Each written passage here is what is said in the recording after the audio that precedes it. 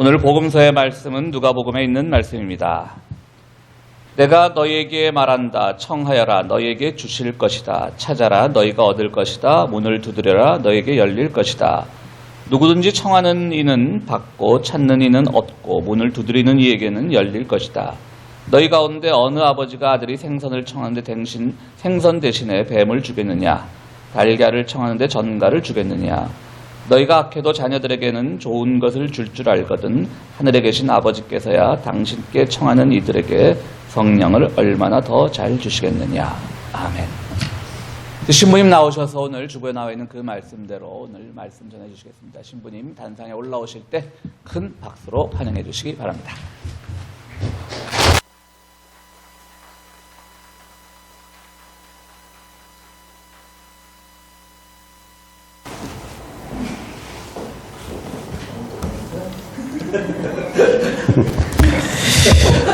우리 목사님께서 제가 그동안 그 웹사이트에서 나온 사진이 꽤 많은데 일부러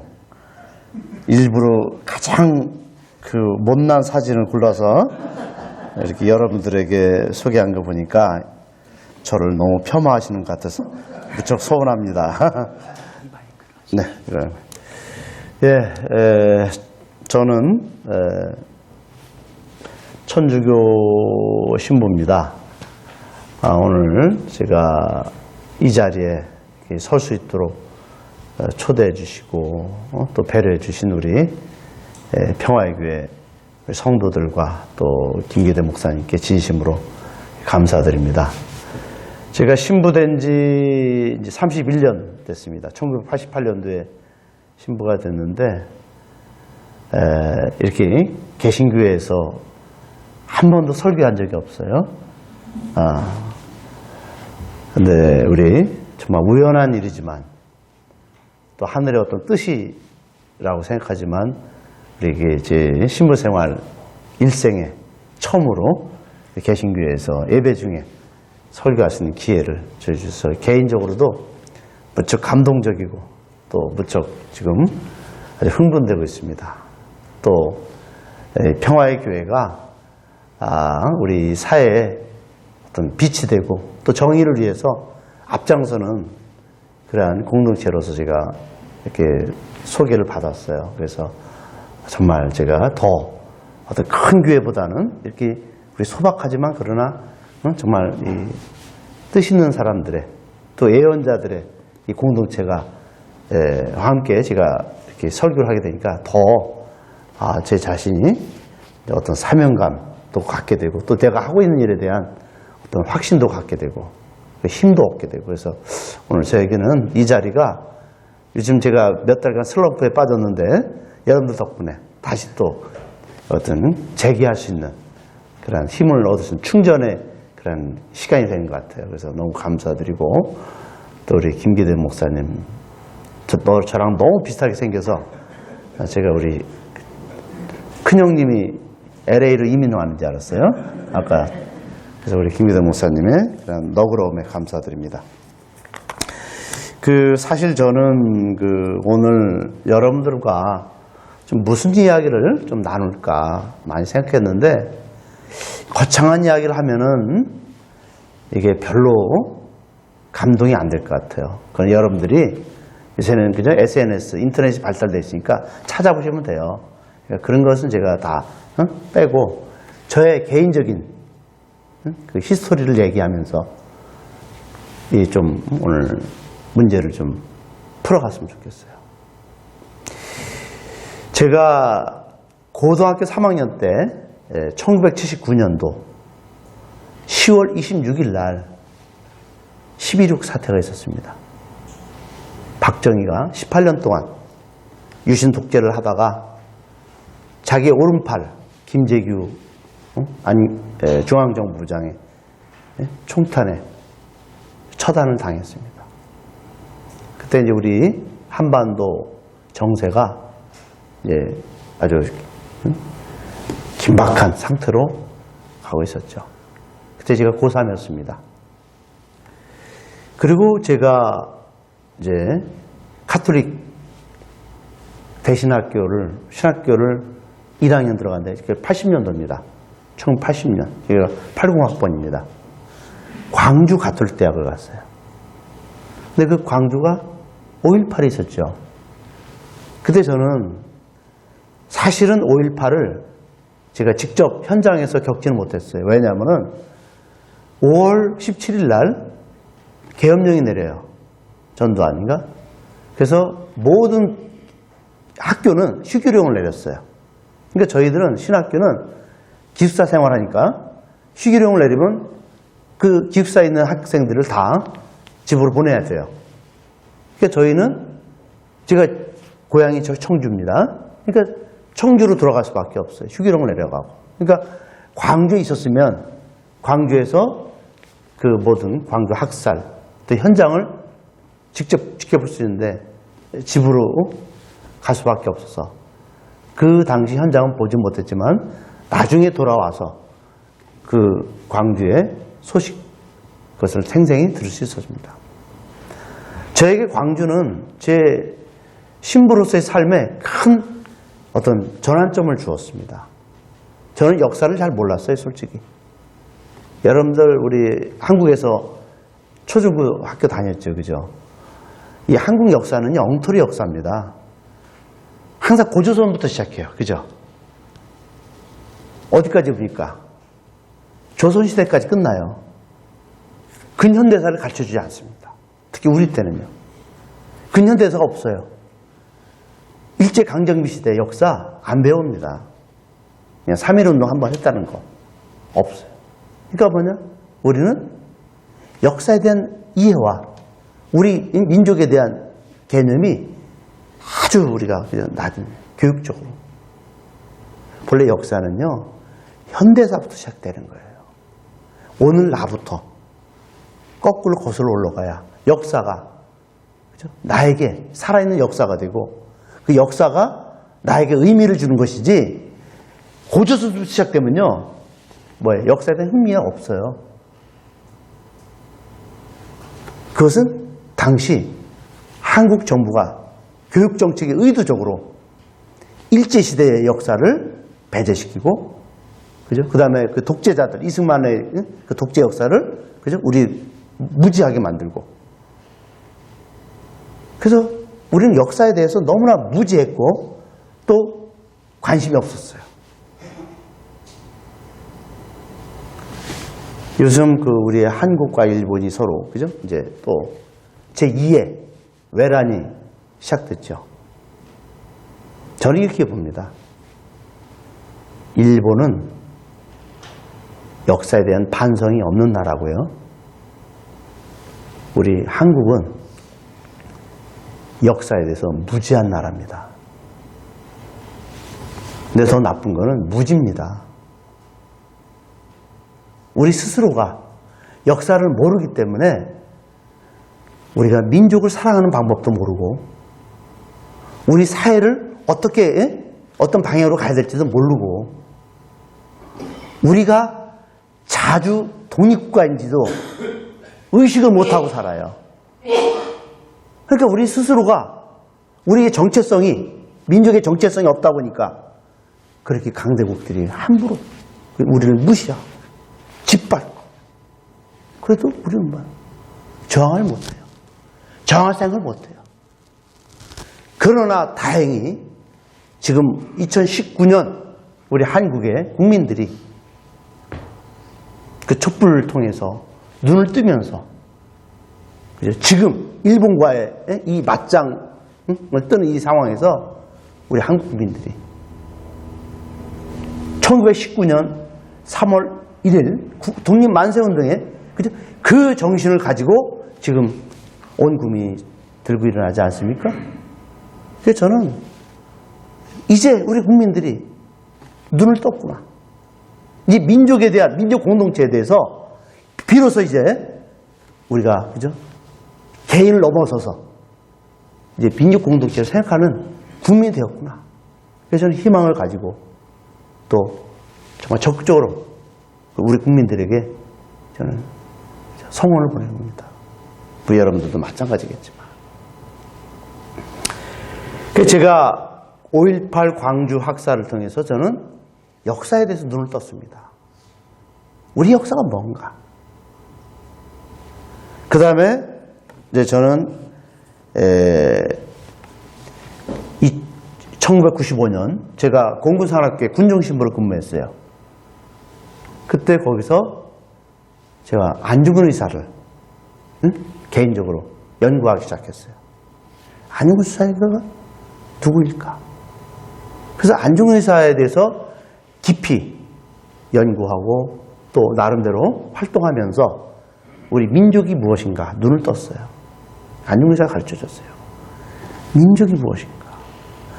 독립되지 못한 민족은 노예다. 안중근 의사가. 그래서 그분은 행동하는 독립투사였어요. 행동하는 독립투사. 그래서 그분이 하얼빈에 여기에 가서 일본의 최고 권력자 천황 밑에 그 2인자 이토 히로부미가 올 때 그죠? 몸소 그 역 앞에서 기다리면서 이토를 처단했습니다. 안중근 의사는 우리 대한민국 한민족의 의사 독립투사일 뿐만 아니라 그 당시 전 세계적으로도 안 의사를 추앙하고 그분의 정신을 기리는 그러한 국제적인 인물입니다. 세계적인 인물입니다. 당시 그 중국이요, 1909년도 중국은 일본이 자기 나라를 침략할 때 저항을 하지 않았습니다. 근데 안중근 의사의 하얼빈 의거를 통해서 중국이 눈을 떴습니다. 우리도 일본의 독립 저항을 해야 된다. 그래서 중국에는요, 교과서에 우리 한국인 3명의 이름이 나옵니다. 중국 교과서에. 한 사람은 세종대왕, 한글 창제야. 그 다음에 한 사람은 안중근 의사. 한 사람은 정일성입니다. 정일성. 여러분 나중에 중국 하얼빈에 가시면 정일성 기념관 꼭 방문했으면 좋겠어요. 정일성이라는 사람은 한국이 낳은 음악가입니다. 이분이 중국에 그 상해 중국에 가서 작곡을 하는데 이분 작곡이 너무나 그 대단해서 중국 군가 있죠. 인민군가. 그 인민군가를 작곡한 사람이에요. 정일성 씨. 3사람이 많아요. 그 중에 안중근 의사가 중국 사람들에게는 가장 큰 인물로 받아요. 중국에 그 당시에 5억이었답니다. 인구가 그 당시에는요. 100여 년 전에는 5억의 우리 국민들을 일깨운 그 인물로 안중근 의사를 얘기하고 있어요. 그래서 제가 안중근 의사를 공부하면서 민족에 대한 의식을 제가 갖게 됐어요. 그래서 나중에 제가 이제 신부 생활하면서 끊임없이 저는 이 민족을 우리 교회가 이 민족을 위해서 봉사해야 된다.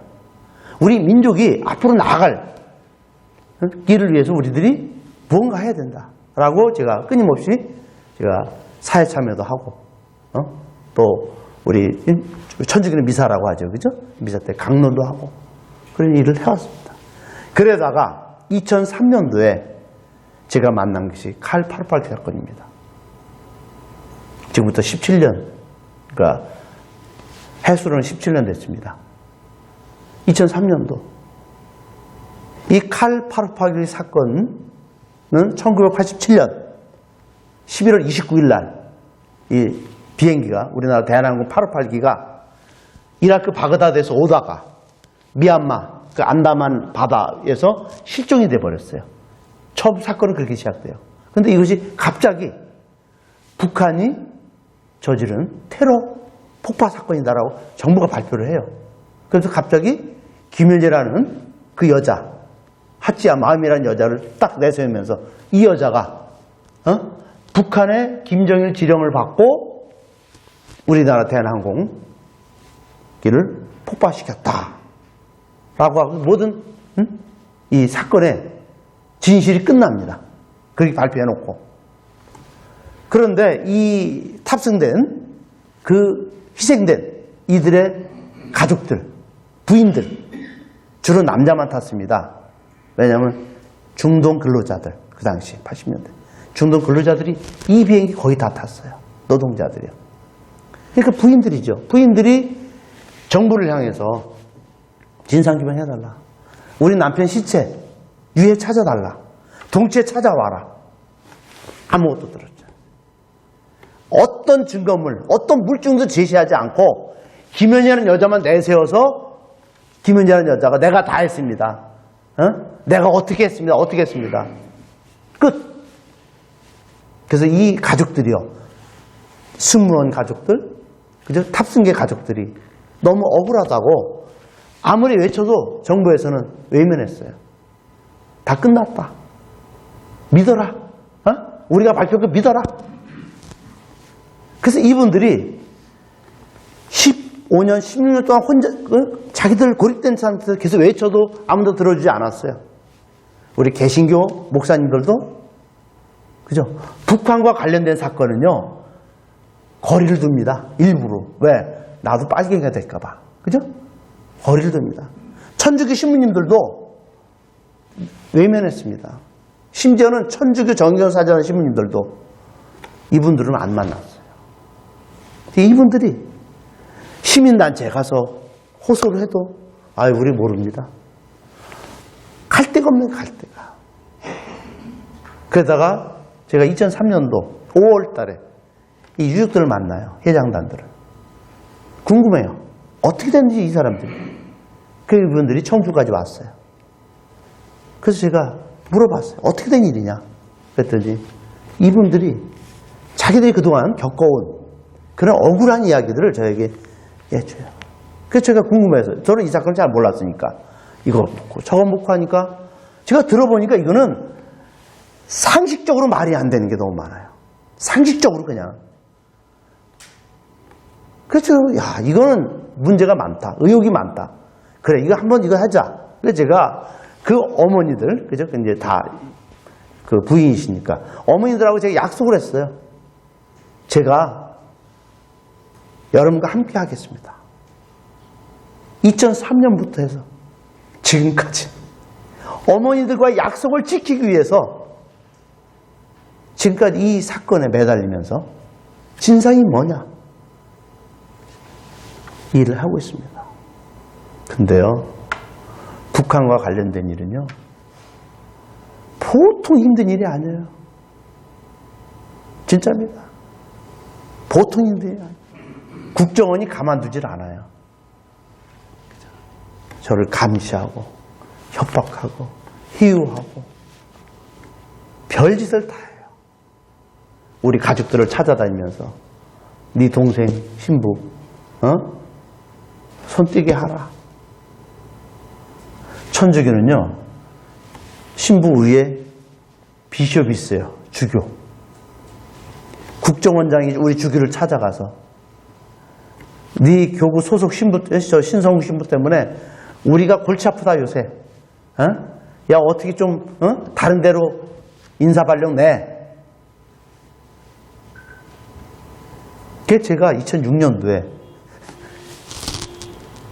캔사스 시티로 인사발령을 받았어요. 미국으로 쫓겨났어요. 제가 그죠? 4년 살았어요. 캔사스에서.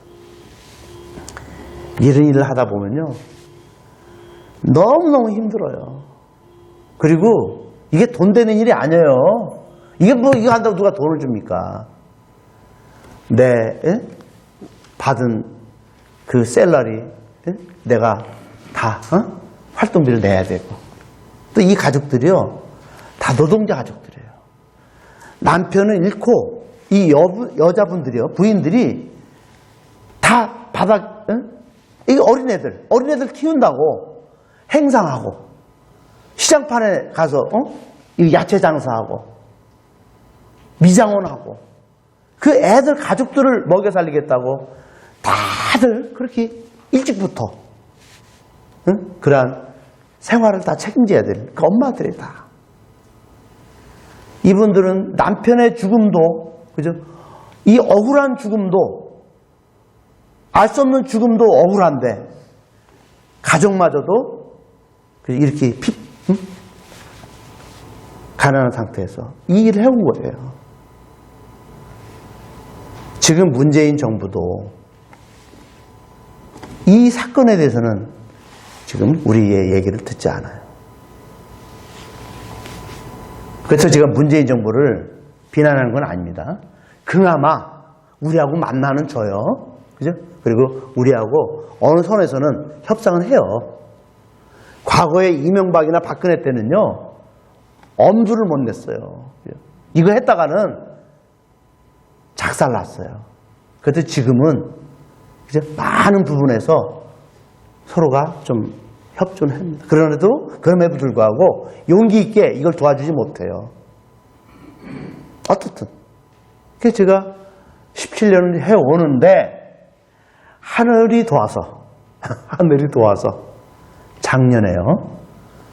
그 안남한 추락 지역에, 사고 지역에서 잔해가 나오기 시작했어요. 잔해가.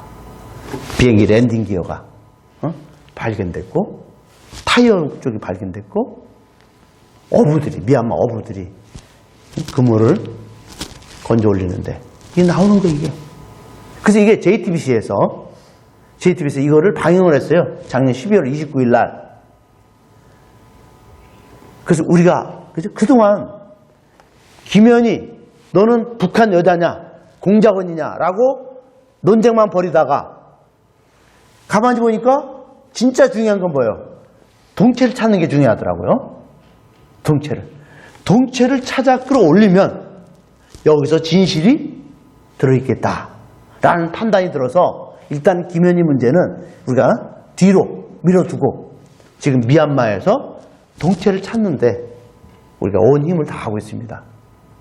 그래서 제가 지금 사실 저는 7, 8월 달 미얀마 안다만에 가서 동체 수색을 해야 될 지금 시점인데요. 못 가는 이유가 지금 거기가 몬순기입니다. 우기예요. 바다에 들어가지 못해요. 그래서 제가 지금 7, 8월 달 거기를 못 가기 때문에 그동안에 제가 캐나다하고 미국을 순회하면서 지금 다니면서 이렇게 평화교도 왔지만 그래서 제가 이제 9월 달 가기 위한 준비를 위해서 이렇게 우리 교민들도 만나서 이런 어떤 활동을 지금 하고 있는 거예요. 그래서 올해 제가 9월이나 10월 달에는 지금 우리와 같이 수색하는 방송사 팀들하고 같이 우리가 미얀마 안다만 해역을 지금 가서 수색 활동을 하려고 합니다. 그러면 이 칼88기가 뭐가 우리에게 진짜 중요한가? 제가 그 말씀만 드리고 이제 정리하겠습니다. 우선은 이 사건이 그 탑승자와 거기에 그 승무원들이 총 116명입니다. 저희는 115명인 줄 알았어요. 제가 한 달 전까만 해도. 근데 다시 숫자를 보니까 116명이에요. 이거는 정부가 숫자를 잘못했어요. 정부가. 정확히 116명인데 그 정부의 그 실무자가 합산을 잘못했어요. 그 132년 동안 우리가 다 115명인 줄 알았어요. 뭐예요?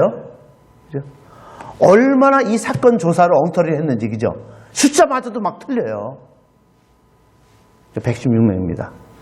이 116명의 유족들의 한을 풀어줘야 됩니다. 그죠? 한을 풀어줘야 돼요.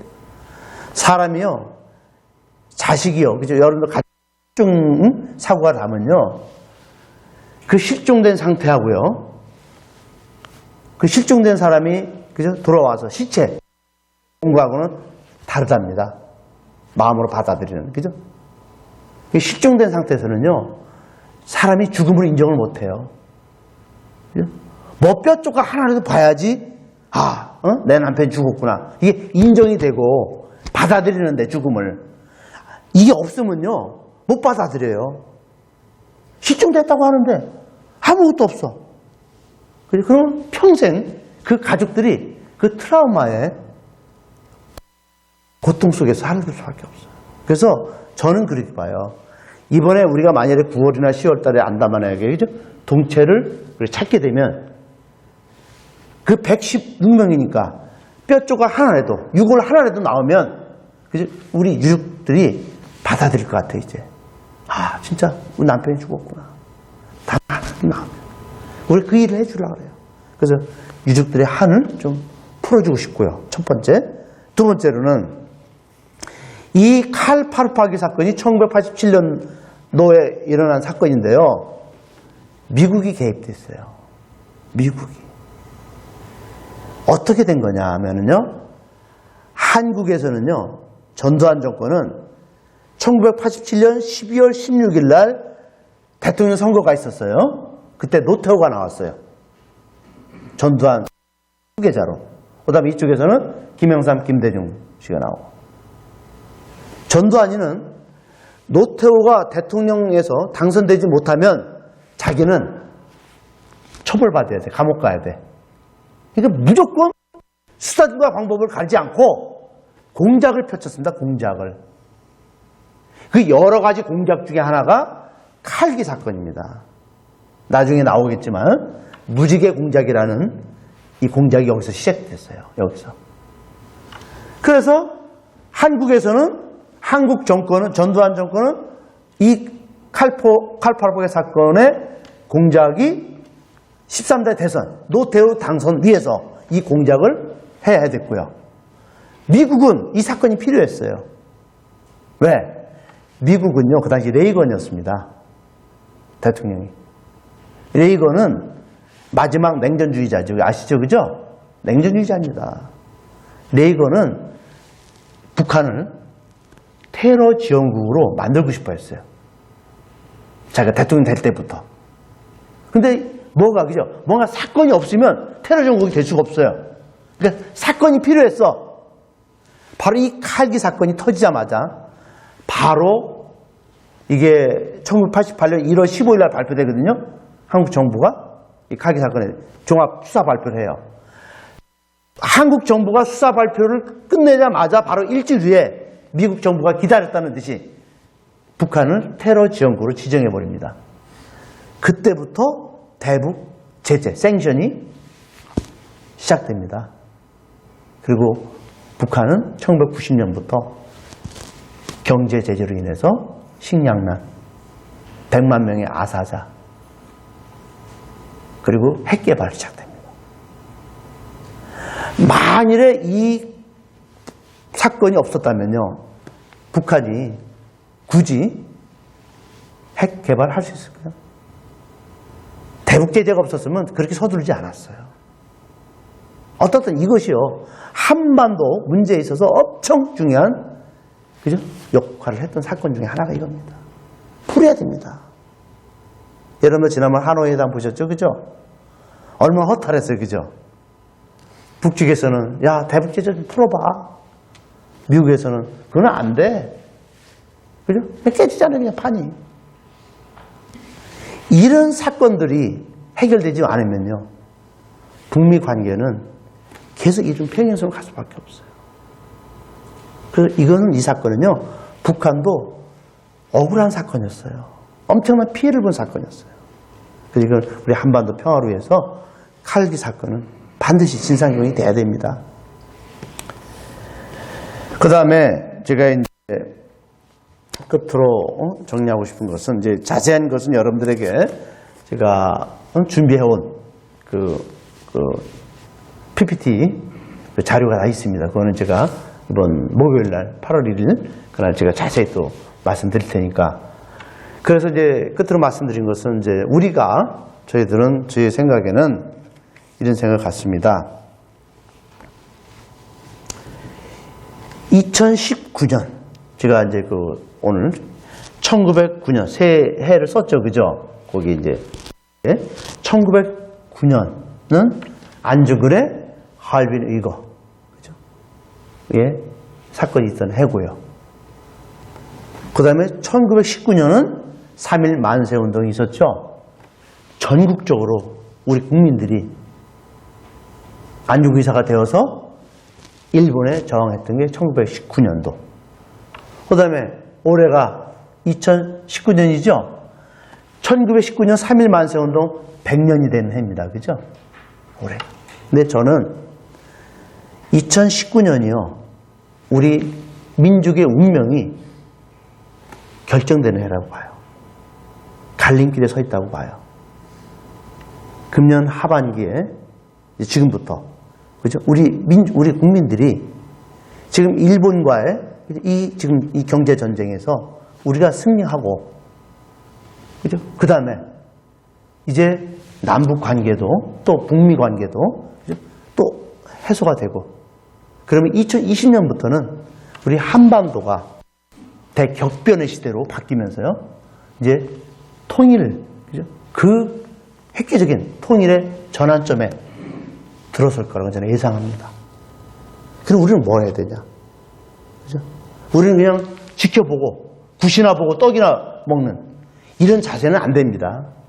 그죠? 우리 모두가 함께 해야 됩니다. 그리고 행동해야 됩니다. 움직여야 됩니다. 그래야지 여기서 힘이 생기는 거예요.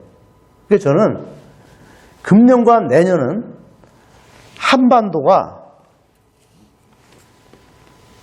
한반도의 운명이, 그죠? 한반도에 융성하느냐, 그죠? 새로운 전환점으로 융성하느냐. 천동설에서 지동설로 바뀌는 이러한 대전환점을 마련하느냐. 아니면 이 모든 것이 다 깨져서 파국으로 치닫고, 그죠? 더 큰 위기로 치닫을 거냐. 지금 이 갈림길에 있습니다. 2019년부터 내년까지는요. 그래서 우리들이 그런 면에서 그냥 우리 각자가 뭘 할 것인가, 그죠?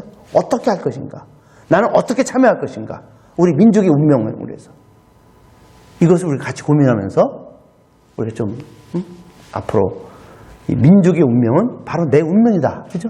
라는 생각을 가지고 우리가 뭔가 했으면 좋겠어요, 뭔가. 그래서 저는 칼 88개 동체를 건져내겠습니다. 올해 안에 그죠? 어떤 수단 방법을 써서라도 그죠?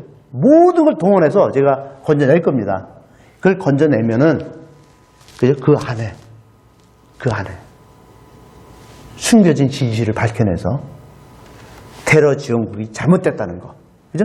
북한이 하지 않았는데 우리가 자작해서 했다는 거, 이거 다 밝혀내고 전두환이가 저지른 자작극, 그죠? 다 밝혀내서 그동안 입만 벌리면 빨갱이 하고 그죠? 살았던 사람들이 에게 저는 콧대를 납작하게 만들 겁니다. 너희들이 지금까지 얼마나 속았느냐, 이것을 밝혀야 될 것 같아요. 그래서 저는 올해 제가 할 일은, 그죠? 제가 할 일, 여러분들 할 일이 있습니다.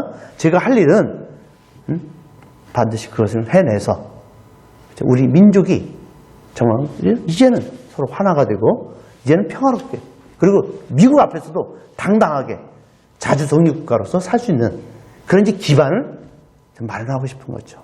그래서 제가 17년 동안 한 번도 이것을 불철주야 놓지 못하고 여기 매달린 이유가 저 개인의 명예가 아니라 우리 민족의 운명이 이제 새롭게 부활할 수 있도록 저는 그런 꿈을 가지고 17년을 살아왔어요. 근데 끝으로 한 가지 말씀드리면 너무 힘들어요. 주기님한테 쫓겨났어. 그죠? 우리 신부님들이 나를 왕따시켜. 그죠? 누구도 이것을 받아들이는 사람이 별로 없어. 외로운 싸움이에요. 고독한 싸움이에요. 지난한 싸움이에요. 그러나 제가 볼 때 올 안에 뭔가 가시적인 성과가 있을 것 같아요. 내가 왜 그러냐. 평화의 교회까지 와서 그죠? 설교할 정도면 이게 벌써 그죠? 이게 다 감이 옵니다. 될 것 같다는 감이 와요.